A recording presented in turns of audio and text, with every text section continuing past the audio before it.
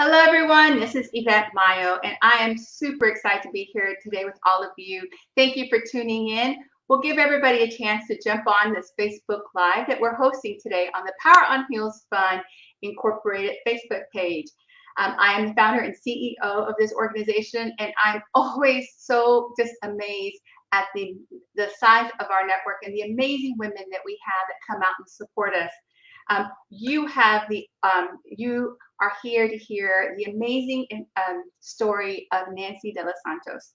Nancy has been connected to Power on Heels, and she's been watching our growth and all the things that we're doing to connect and support women in their growth, especially our Latina sisters. But today, you have the honor of hearing from her firsthand of some of the work that she's done, the work behind the scenes, the influence that she's had for decades in Hollywood. So I won't take all her thunder away, but I just want to share some things with all of you.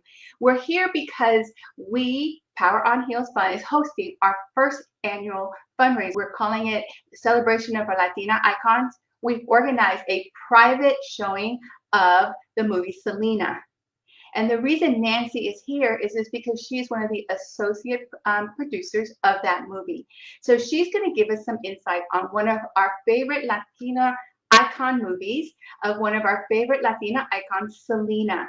So a little bit about Nancy. She is Mexicana. She hails from Chicago.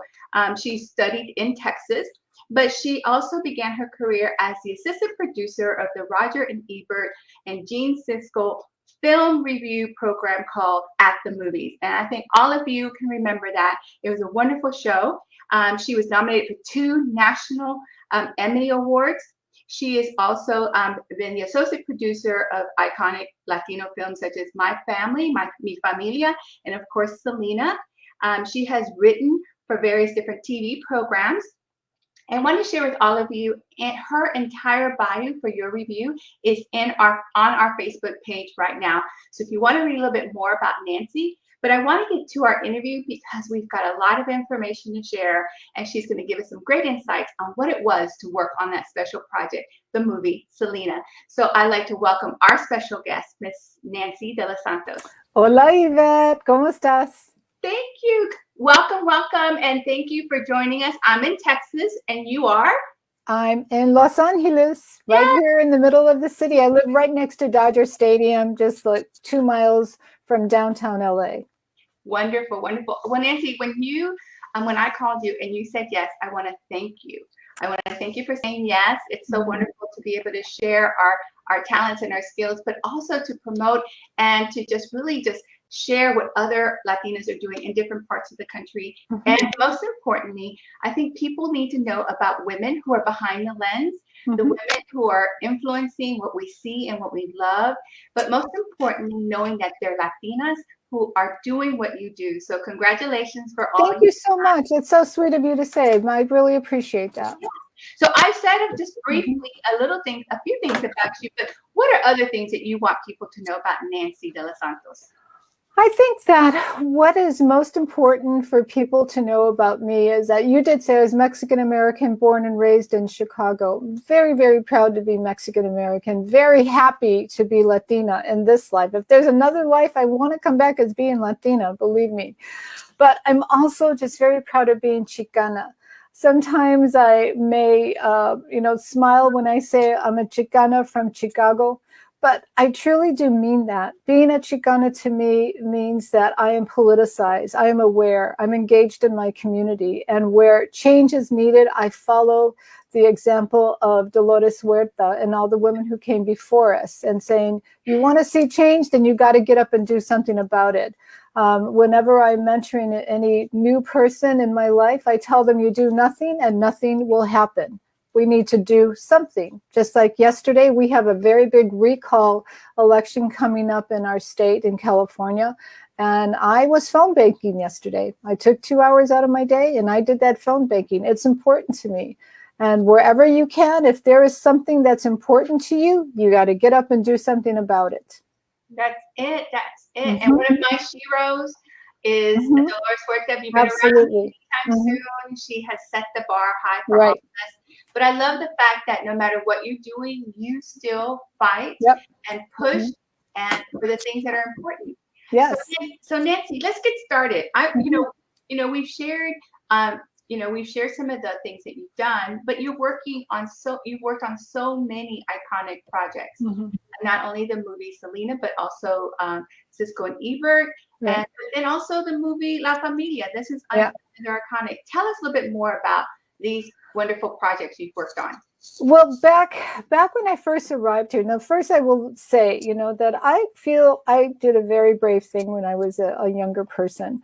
And younger meaning 30, I was not very super young, but at 30 years old, I left my hometown of Chicago because I knew that I wanted to be in the movie making world. I knew the importance of movies. I knew that movies are how we know each other and how other people know us. I've traveled the world, I've traveled to different countries, and when I tell them I'm from Chicago, what do you think they do? This is what they do. Boo, boo, boo, boo, boo, boo, boo. They think gangster. For whatever reason, Chicago, they equate with guns and gangs, and, that's how they do it.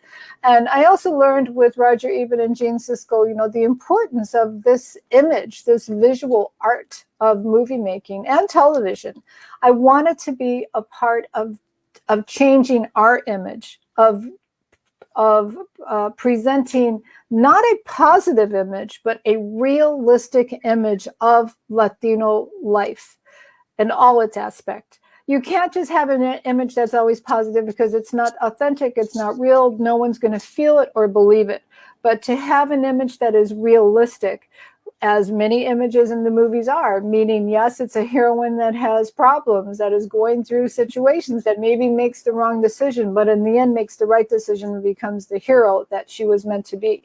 And that's what I wanted to be a part of. So I left a very secure, wonderful job with Roger Ebert and Gene. I had already been working at ABC local for a while, just packed up my car one day and moved to Los Angeles with that dream in hand. And I never looked back. Of course, I miss my family. I miss my friends. I love my hometown of Chicago, but I know that I was in the right place with the right people, because at that time I found my tribe, as they like to say. I found people who had the same ideas as I did, and that was to create movies and television shows that had us as the stars, us as the center, us as our community as the main characters in those movies. And as I said, I never look back, and I'm very, very proud of the career that I have. And I sure hope that it continues and that I manage to do more wonderful things. Well, I want to tell you that leads to my next question, and that is, sharing the Latino experience with the world is important to you, and it shows in the work in your body of work. Can you tell us what drives that passion? Passion is such a wonderful, heavy, and complex word. And I think it's part of being Latina, when they say they're so passionate. Yeah, we are, I'm glad that we are. I am. But I think that really it started with a little semilla, a tiny little seed of me watching television with my father.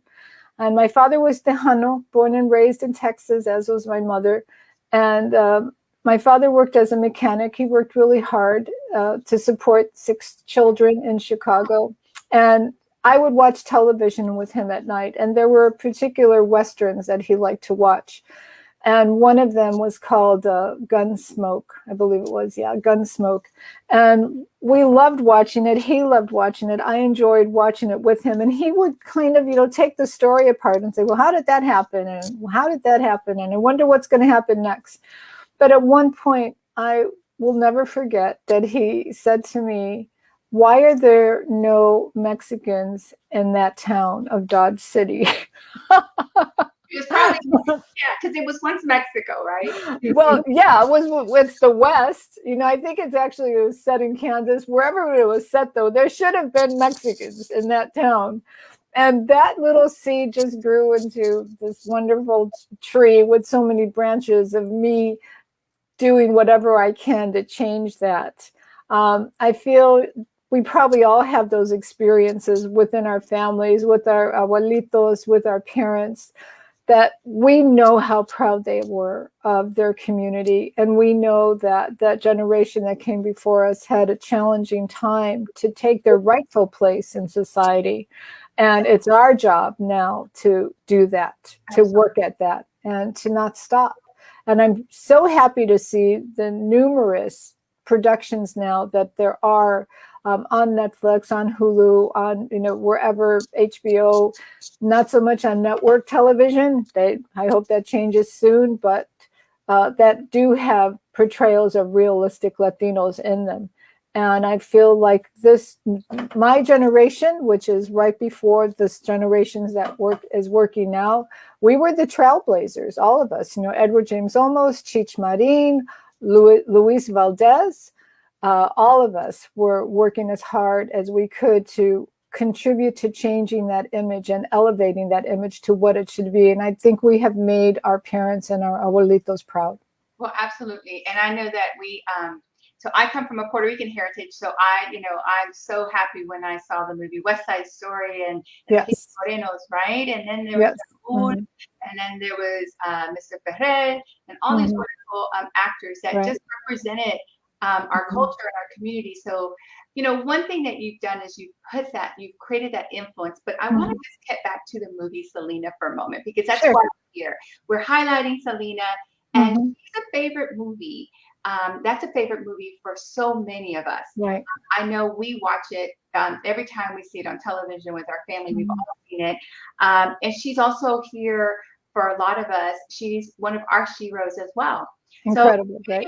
Yeah, and many of us have seen the movie many times.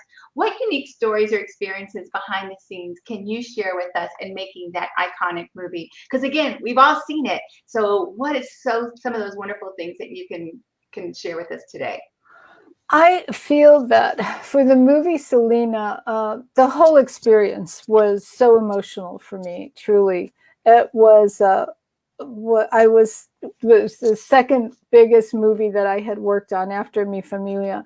And I saw the whole community coming together, not just the filmmaking community, because think of the actors who were in there, Jennifer Lopez, John Seda, Edward James Olmos, Constance Marie, all people who were just at the height of their career. In Jennifer's case, just starting her career, but giving everything they possibly could to those characters. The work that goes into Jennifer recreating Selena is enormous. I mean, you can't really imagine it unless you are there and you are watching and seeing, as I did, the endless dance classes, the endless diction classes for both Jennifer and for Edward James Olmos and for the other characters, the makeup they have to go through. You don't just walk on stage, you have to go through this transformation physically, the clothes, the settings, the rehearsals. The work that goes into a production like that is enormous. And to see no one taking it for granted, everyone on the crew doing their damnedest to make this the wonderful gift that we wanted it to be to the family and to our community, because we knew that this would be the movie that would celebrate this beautiful life that Selena had. And for us to be that shiny star, that documentation of this shiny star, this comet that just came across our community and the world and in a flash was gone. But to never, ever forget that she was here and everything that she gave us. And to this day, as you say, people love the movie and little girls still dress up as Selena. Yeah. Well, I want to remind you of a story you told me about the Astrodome scene. Right. That to me, you shared that story. It makes me smile. I repeated it since, but please share with our audience. Well, as the associate producer of the film, myself, I was associate producer along with a good friend and colleague of mine, Carolina Caldera. And one of our jobs was to get extras. And as you know, an extra is a person who is there pretty much for free on the production. You don't really pay extras, especially when they're in huge crowd scenes. And for the Alamo Dome, the big scene that opens up the movie, we needed 30,000 extras. And the Alamo Dome scene was actually shot in the no, it's the Astrodome. Which one is in San Antonio? The Astrodome, Alamo. right? The Alamo Dome. So in order to do that scene, we had to have the actual location held 60,000 people. And when you see the scene, when you first see it, you'll see it's mirrored, because we got 30,000 people. But just trying to get 30,000 people back in the day, no social media. You had to just go out and really, like, one-on-one, get people to come, go to organizations, print flyers, stand on corners, go to church meetings, go to any Boy Scouts, Girl Scouts, any kind of group that there was, and say, please come and help us with this movie and be an extra. And that meant coming for free, buying your own food, and not getting paid. But we did have some comedic talents at the time that were entertaining people, and we had prizes that were given out every hour. So there was something good that we were giving to people. But the morning of that big scene, we woke up at 5 a.m. and myself and Carolina were getting ready to go on set, and there was this thunder and lightning and rain. It was one of those enormous Texas thunderstorms. I had never experienced that, to tell you the truth. It was huge. And we both just looked at each other and said, we are so fired. No one is going to come. This is going to be horrible. And it's all our fault. But we knew it wasn't our fault. But of course, we were just feeling so badly. And we were driving across town. And in the distance, we could, even though it was still dark and rainy and thundering, we could see the stadium all lit up. And I said, oh, God, I just don't want to go right now. This is going to be so bad. And the closer we get, it's still raining super hard. But as we turned the corner to go into the parking lot, there was a sight that I will never forget. And it was a mother, I would assume, with an umbrella and a raincoat, getting ready to cross the street in front of the car. And behind her were 6 little girls, and you could see that they were wearing little purple outfits under their raincoats, all under umbrellas, just like ducks following their mom, going into the Alamo Dome. And we had 30,000 people show up that day and stay with us for the production. They did that out of love for Selena. I know that, but that is one of the proudest moments of my career. I love it. I love it. I love that story. Thank you for sharing that. And thank you Of for sharing course. it with our audience. I think it's important that you share these stories because I know we love the movie. We all relate to the movie, but I think these stories kind of also help us understand some of the things behind it. And what you said is in honor of her. They showed up, and that's what Mi Gente does, right? We show up. And that's so important. Now, I want to just, we have just a few minutes left with you. So I just want to ask, what's your next project? What are you working on?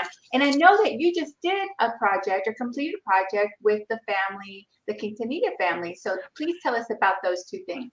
Oh, well, with Abraham Quintanilla, I was very proud that he asked me to work with him on writing his memoir. As a matter of fact, the book is right here. Here it is. Just happen to have it. My Father's Dream.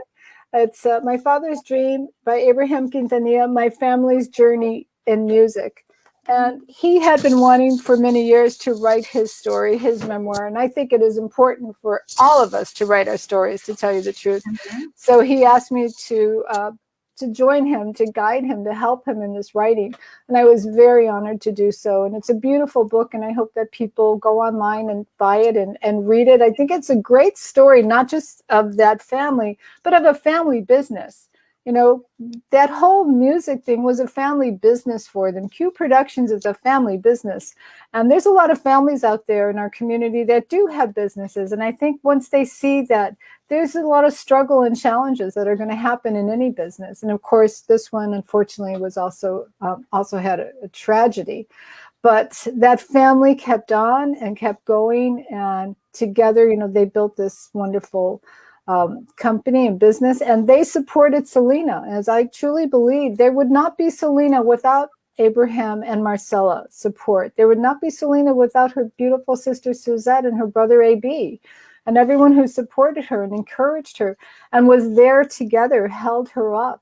And we can't imagine what it must be like on the road, that life of an on-the-road entertainer. But they were there, and they helped. They were the foundation that she was able to stand on.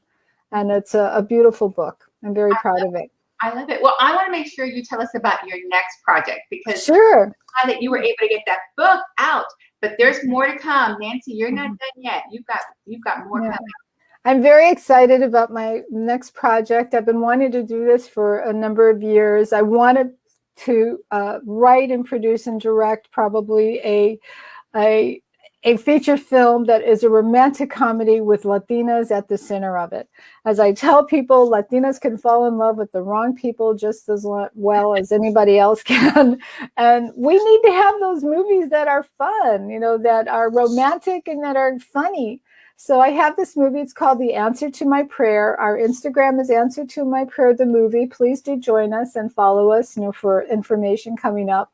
I want to be doing this production in San Antonio, Texas. It is about a prayer that my abuelita gave me when I was a young woman to St. Anthony, the saint that you pray to when you have lost your car keys. And I said, Grandma, what does this mean? And I was 30 years old and not married. And Grandma said, your husband is lost and San Antonio will help you find him. So from that little seed of that beautiful story of my abuelita Chulita, I wrote a script called The Answer to My Prayer about a Tejana, a Latina who gets this prayer from her grandmother, and she and her two friends say the prayer. And of course, everything goes crazy, but we'll see what happens in the end. And I'm looking forward to it. We're in the first stages of pre-production, working on the script, looking for investors. Anybody out there has some money, give me a call, because we would love to do this as a production, an independent production in San Antonio, using Tejano actors and actresses. And I'm so excited about it. And I know that it's going to happen with San Antonio's help. Right there, he's behind me. He's always behind me. He has my back. I got you. Yeah. That's so awesome. Nancy, thank you for sharing that. And we just put across the screen the information for your Instagram. Great. So Answer to My Prayers _ the movie. Yes. So make sure you follow Nancy Thank and the you. progress of this movie on Instagram. But listen, I want to just thank you for just sharing information about just your passion and the things that you've done, for highlighting our presence not only in movies and books, on television. You always speak for us. You're our voice, and people didn't even know that you put so much effort, and most people that you use your passion to tell these our stories. So thank you. Thank you so much. And thank you for everything you do. I think we first met when I picked up your beautiful greeting cards, and I said, who did this? I love these greeting cards.